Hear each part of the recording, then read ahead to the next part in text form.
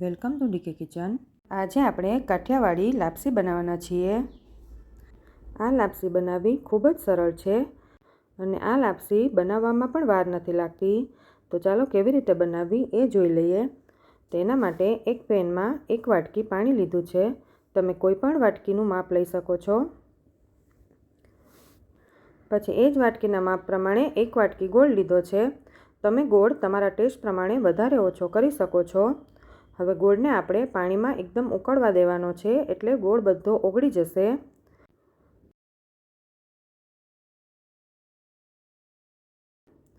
પછી તેમાં આપણે 1 ટેબલસ્પૂન જેટલું ઘી એડ કરવાનું છે। પછી આ પાણીને આપણે 3 થી 4 મિનિટ માટે ઉકળવા દેવાનું છે। ત્યાં સુધીમાં આપણે લોટની તૈયારી કરી લઈએ। એના માટે એ જ વાટકીના માપ પ્રમાણે 1 વાટકી ઘઉંનો કરકરો લોટ લીધો છે। પછી આપણે તેમાં 3 ટેબલસ્પૂન જેટલું ઘી એડ કરવાનું છે। ઘી એડ કર્યા પછી તેને સારી રીતે મિક્સ કરી લેવાનું છે। લોટમાં ઘીનું મોણ મુઠ્ઠી પડતું હોવું જોઈએ।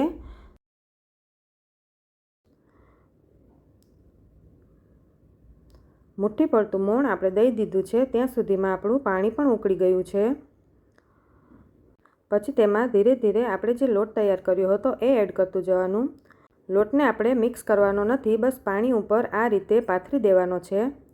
લોટ બધો પથરાઈ જાય પછી આપણે વેલણાના મદદથી તેમાં આપણે હોલ પાડી લેવાના છે। છૂટા છૂટા 3 થી 4 એવા હોલ કરી લઈએ। પછી આપણે તેને ઢાંકીને 3 થી 4 મિનિટ માટે સ્લો ફ્લેમ પર ચડવા દેવાનું છે।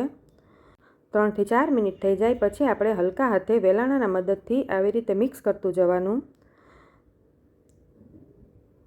બધો લોટ મિક્સ થઈ જાય પછી પાછું 3 થી 4 મિનિટ આપણે સ્લો ફ્લેમ પર ચડવા દેવાનું છે।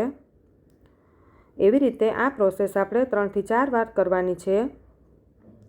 અત્યારે લોટ બધો એકદમ ચોંટેલો લાગે છે, પછી ધીરે ધીરે એકદમ લાપસી છૂટી થઈ જશે।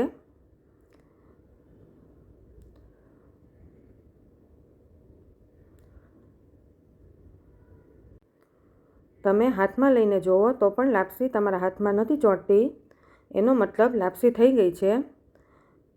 લાપસી થઈ જાય પછી આપણે એમાં 3 થી 4 ટેબલસ્પૂન જેટલું ઘી એડ કરવાનું છે।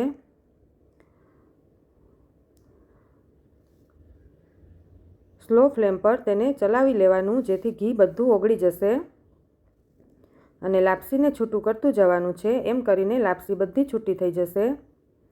તો લાપસી આપણી તૈયાર થઈ ગઈ છે, તો આપણે તેને એક પ્લેટમાં લઈ લઈએ।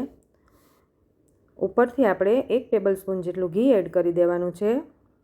તો તૈયાર છે આપણી લાપસી। તેને મગના શાક સાથે મેં પીરસી છે।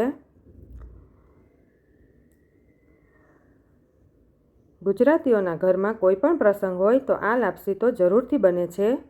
જો તમને મારો વિડીયો ગમ્યો હોય તો લાઈક, શેર અને સબસ્ક્રાઈબ જરૂર કરજો।